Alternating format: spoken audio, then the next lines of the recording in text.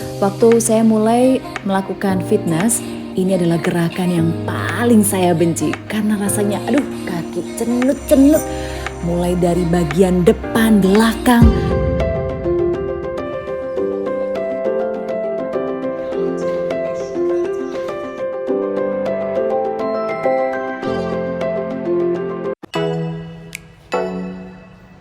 Halo, hai, saya Virgi.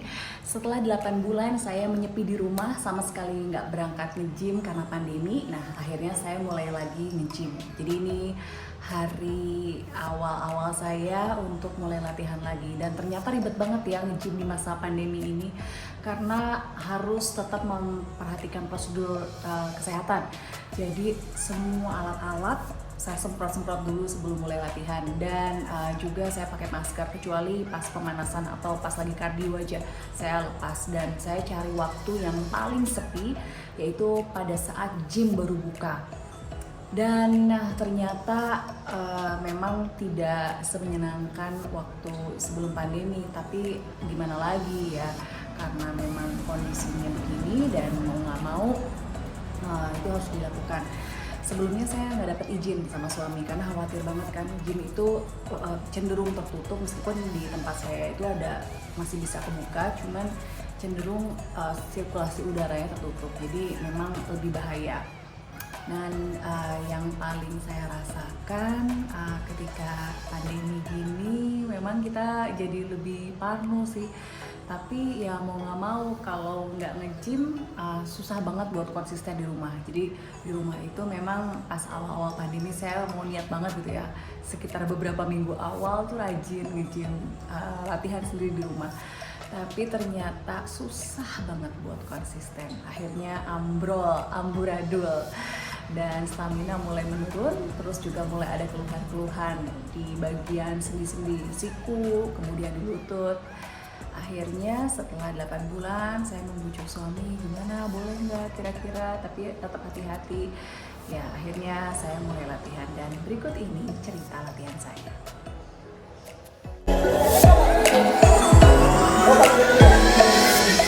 Pertama-tama saya diukur dulu badannya untuk mengetahui ukuran saya sekarang dan perbandingannya dengan waktu terakhir latihan. Dan ternyata gara-gara berhenti latihan ini memang ada kenaikan size. Jadi lingkar-lingkarnya tuh naik 0,5 sampai 1,5 cm. Parah banget nih gara-gara naik 3 kg.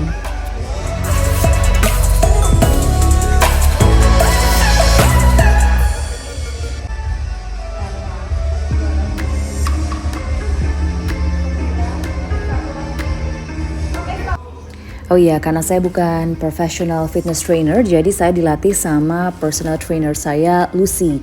Dia udah ngelatih saya lama banget ya. Dulu pertama kali waktu anak saya kelas 6 SD, dan sekarang anak saya udah kuliah. Jadi lama banget. Sempat vakum beberapa tahun, tapi kemudian balik lagi sama Lucy dilatih.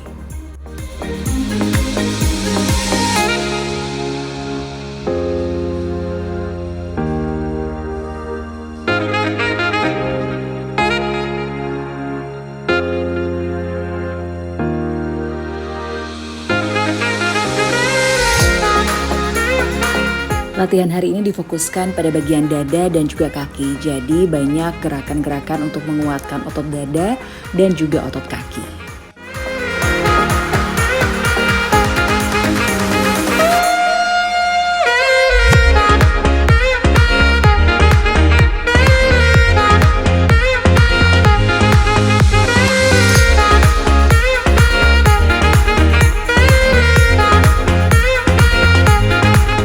Untuk melakukan gerakan ini harus hati-hati banget ya, kalau bisa ada orang yang mengawasi di bagian belakang.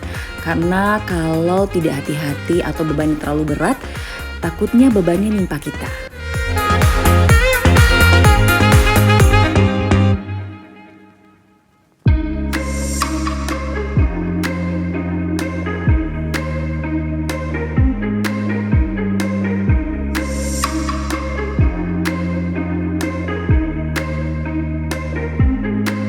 Kenapa sih perempuan itu harus latihan dada? Ya karena di bagian dada itu kita punya otot-otot yang harus dilatih. Dan kita juga dikaruniai dengan payudara yang digunakan untuk menyusui anak. Nah oleh karena itu kita harus jaga dengan olahraga tertentu supaya bentuknya tetap cantik sampai kita tua nanti. Dan juga kita memang berat ya, harus melawan gravitasi.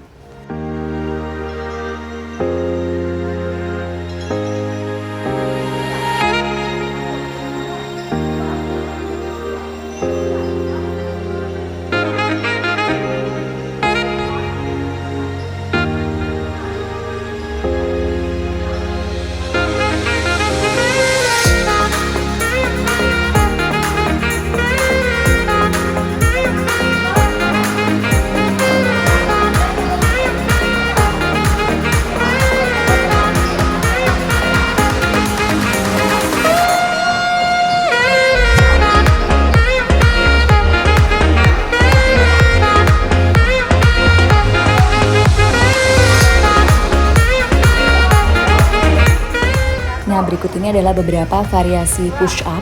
Kalau push up di bawah itu terlalu berat buat kita yang baru mulai nge-gym.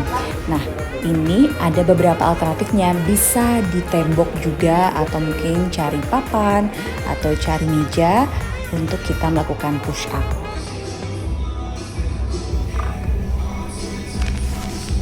Yes.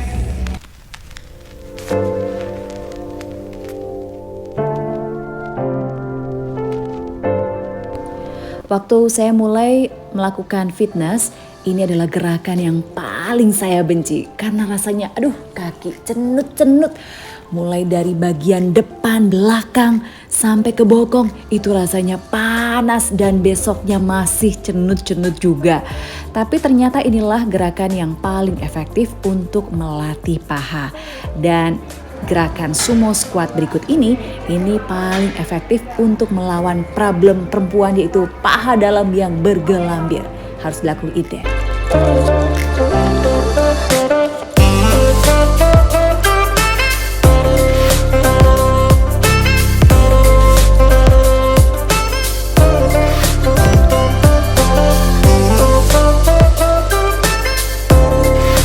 Beberapa gerakan saya hari ini memang harus dilakukan di tempat fitness, tapi ada beberapa gerakan termasuk gerakan yang ini bisa dilakukan sendiri di rumah, asal siapkan aja beban.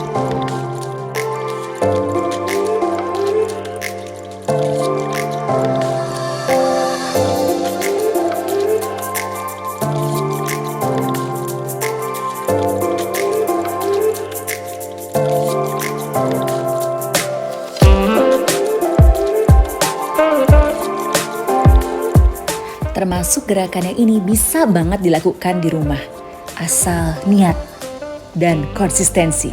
Nah itu yang saya agak susah.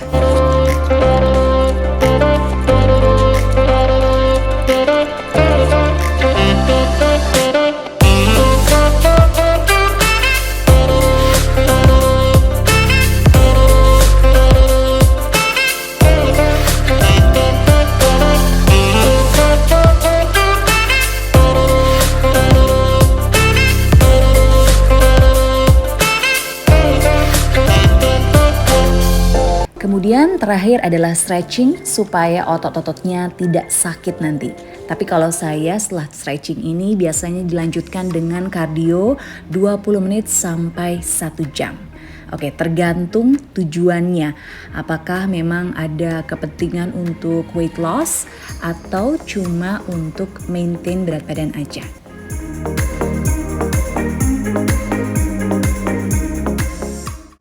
Itu dia latihan hari ini. Semoga bermanfaat ya.